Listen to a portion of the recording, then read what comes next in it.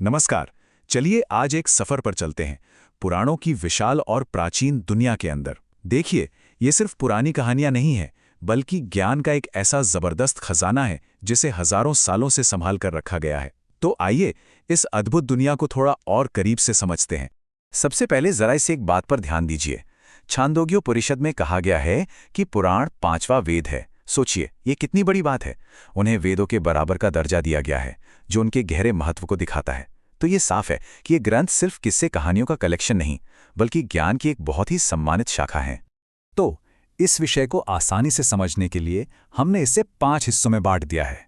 हम बात करेंगे कि पुराण क्या हैं, इनके मेन सब्जेक्ट्स क्या हैं, इन्हें कैसे क्लासिफाई किया गया है, वो 18 महान पुराण कौन कौन से हैं, और आखिर में कुछ खास पुराणों पर एक छोटी सी नज़र डालेंगे। तो चलिए शुरू करते हैं। सबसे पहले और सबसे बेसिक सवाल से, आखिर ये पुराण शब्द का मतलब क्या है? कहाँ से आया ये शब्द और पारंपरिक तौर पर इन्हें किसने एक जगह इकट्ठा किया? व्याकरण के हिसाब से पुराभवम पुराणम का मतलब है जो प्राचीन काल में हुआ हो। तो सीधे सीधे कहें तो ये पुरानी कथाएं हैं। और परंपरा के अनुसार महर्षि व्यास को इन सभी 18 पुराणों का संकलन कर्ता माना जाता है। ऐसा कहते हैं कि वेदों का ज्ञान थोड़ा जटिल था, तो उन्होंने उसी ज्ञान को सरल और रोचक कहानियों के रूप में इन ग्रंथों में पिरो दिया। अच्छा, अब आते हैं एक बहुत ही दिलचस्प बात पर। किसी भी पुराण की एक मूल संरचना होती है, एक तरह का ब्लूप्रिंट, और इस ढांचे को पंचलक्षण के नाम से जाना जाता है। ये जो सूत्र है पुराणम पंचलक्षणम, यही इस पूरे विचार की जड़ है। इसका सीधा सा मतलब है कि एक सच्चे और पूर्ण पुराण में 5 खास लक्षण या कहिए 5 विषय होने ही चाहिए। तो सवाल उठता है, ये 5 विषय आखिर हैं क्या?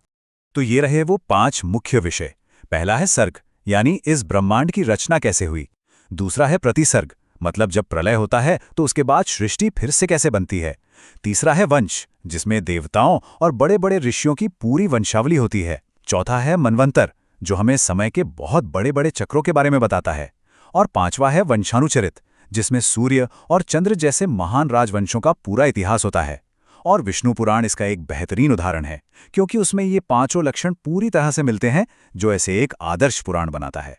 ठीक है, तो अब हम ये तो समझ गए कि एक पुराण का मूल ढांचा क्या होता है, पर इन 18 महापुराणों को ऑर्गेनाइज कैसे किया गया है? इन्हें 3 श्रेणियों में बांटा गया है, जो ब्रह्मांड के 3 गुणों यानी गुणाज पर आधारित हैं। ये वर्गीकरण बहुत ही दिलचस्प है। देखिए, सात्विक पुराण जो अच्छाई, पवित्रता और ज्ञान से जुड़े हैं, उनमें मुख्य रूप से भगवान विष्णु की महिमा का गुणगान है।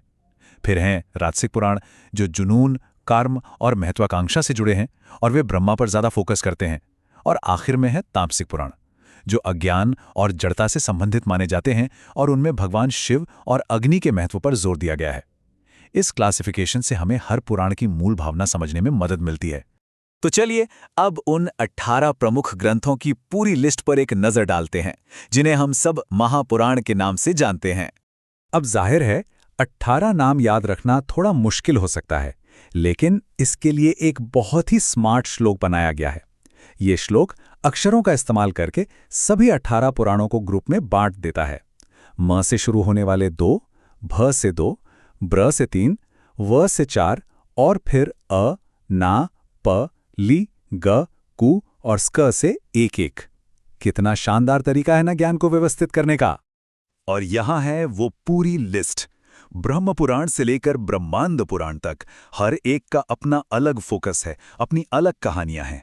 और हाँ, एक बात और, ये तो सिर्फ 18 महापुराण हैं। इनके अलावा 18 उप पुराण यानी छोटे पुराण भी हैं। इससे आप अंदाजा लगा सकते हैं कि ये साहित्यिक परंपरा कितनी ज्यादा विशाल और गहरी है। अब देखिए, सभी 18 पुराणों के बारे में विस्तार से बात करना तो मुमकिन नहीं है, वरना यह चर्चा बहुत लंबी हो जाएगी। लेकिन चलिए कुछ पुराणों पर एक सरसरी नजर डालते हैं, ताकि आपको इनकी वैरायटी और स्केल का थोड़ा अंदाजा हो जाए।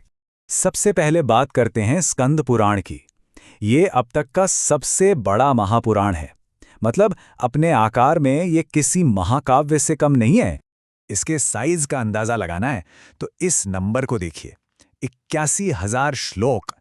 ये सिर्फ एक ग्रंथ की बात हो रही है। इसमें भगवान स्कंद यानी कार्तिकेय की कहानियां और शैव परंपराओं के बारे में विस्तार से बताया गया है। इसके बाद आता है भागवत पुराण, जिसे हम श्रीमद् भागवतम भी कहते हैं। ये शायद सबसे प्रसिद्ध और सबसे ज्यादा पढ़ा जाने वाला पुराण है। इसकी जो काव्य शैली है वो बहुत ही कमाल की है और इसमें भगवान कृष्ण के जीवन पर गहराई से फोकस किया गया है। इसे अक्सर भक्ति और दर्शन का निचोड़ माना जाता है। अच्छा, एक और है ब्रह्म पुराण।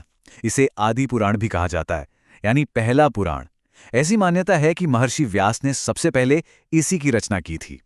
इसमें आपको सृष्टि की उत्पत्ति और मनु के वंशजों की कहानियां मिलेंगी।